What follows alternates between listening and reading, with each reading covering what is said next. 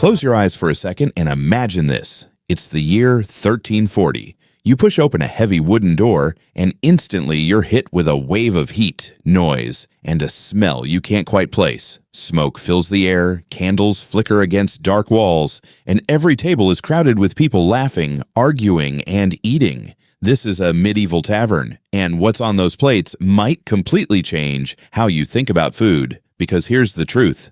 What people really ate in taverns during the Middle Ages was nothing like what you're imagining. Let's start with the most basic thing on the table, bread.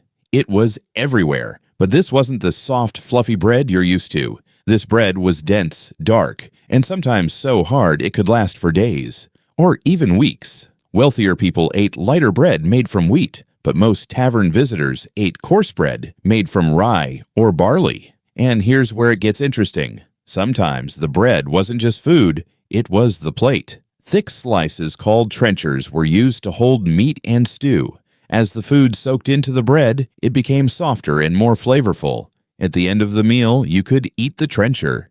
Or if you were full, it might be given to someone poorer waiting outside. Now let's talk about the main attraction, meat. This is where things start to get a little uncomfortable. Fresh meat was rare and expensive, so taverns relied heavily on preserved meat, salted, smoked, or dried. This helped it last longer, but it also gave it a very strong taste. To hide that taste, cooks used heavy spices and thick sauces, not just for flavor, but sometimes to cover up something worse. Spoiled meat. Without refrigeration, meat could go bad quickly. And in a busy tavern trying to make money, not everything was thrown away. Sometimes, meat that was slightly off would still be cooked, heavily seasoned, and served. Customers often couldn't tell the difference, or didn't have much choice. And then there's the question you probably don't want to ask.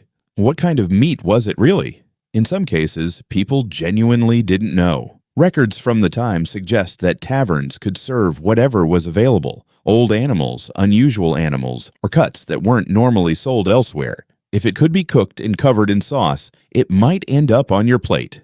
Now imagine dipping that meat into a thick, bubbling stew known as pottage. This was one of the most common dishes in a tavern. It sounds simple, just a mix of grains, vegetables, and maybe some meat, but there's something about it that might surprise you. The pot was almost never emptied. Day after day, new ingredients were added. Leftover stew from yesterday became the base for today's meal. Vegetables, scraps of meat, herbs, everything went into the same pot. It kept cooking over the fire constantly, which meant the flavor kept changing, and the age of the stew kept growing. So, when you took a bite, you weren't just tasting today's meal. You might have been tasting something from days ago. And yet, for many people, this was completely normal. It was filling, it was cheap, and it kept them going. Now let's move on to fish, because in medieval times, religion played a big role in what people ate. On certain days, eating meat was not allowed, so fish became the main option. But again, freshness was a problem. Most fish was salted or dried to preserve it. This made it last longer, but also gave it a very strong smell and taste. Imagine sitting in a crowded tavern surrounded by the scent of smoke, sweat, and heavily salted fish. Not exactly appetizing by today's standards, but people didn't go to taverns just for the food. They went for the drinks. And surprisingly, water wasn't always the first choice. In many places, water could be unsafe to drink. So instead, people drank ale, even children. Medieval ale had a low alcohol content and was brewed regularly, making it safer than water in many cases. Large wooden mugs were passed around, shared between friends, or even strangers. It wasn't unusual for multiple people to drink from the same cup. Cleanliness wasn't exactly a priority. In fact, hygiene in general was very different from what we expect today. There were no forks. People ate with their hands or used knives. Bowls and cups were shared. Tables weren't wiped the way they are now. Food could be dropped, picked up, and eaten without much thought. It was messy, loud, and chaotic, but also lively. You weren't just eating a meal. You were part of an experience. Picture this. A traveler sits down next to a group of workers. Someone tears a piece of bread and passes it over. Another dips into a shared pot of stew. A mug of ale is handed around the table. Stories are told, deals are made, laughter fills the room. Despite the rough conditions, taverns were places of connection.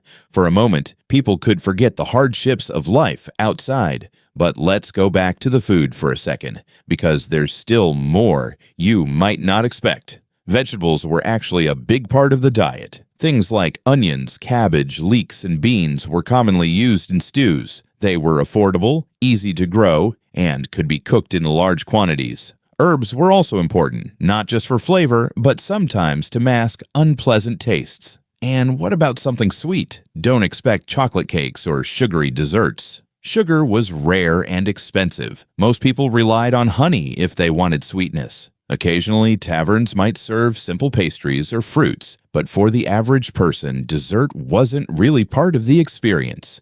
Meals were about survival, not indulgence. Now here's something else to think about. Food quality could vary a lot depending on where you were. A busy tavern in a large town might offer better options than a small roadside inn. Wealthier customers could afford slightly better meals, while poorer visitors ate whatever they could get. But even in the best taverns, the standards were nothing like today. No health inspections, no refrigeration, no clear idea of what was safe or unsafe by modern standards. And yet, people kept coming back. Because in a world filled with hard labor, uncertainty, and limited comfort, taverns offered something special: warmth, company, a place to rest. The food might have been rough, sometimes even risky, but it was part of daily life. So the next time you sit down to eat, think about this.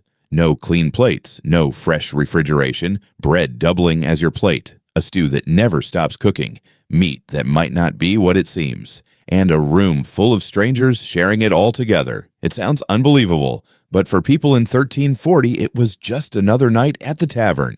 And maybe the most surprising part of all, they wouldn't have wanted it any other way.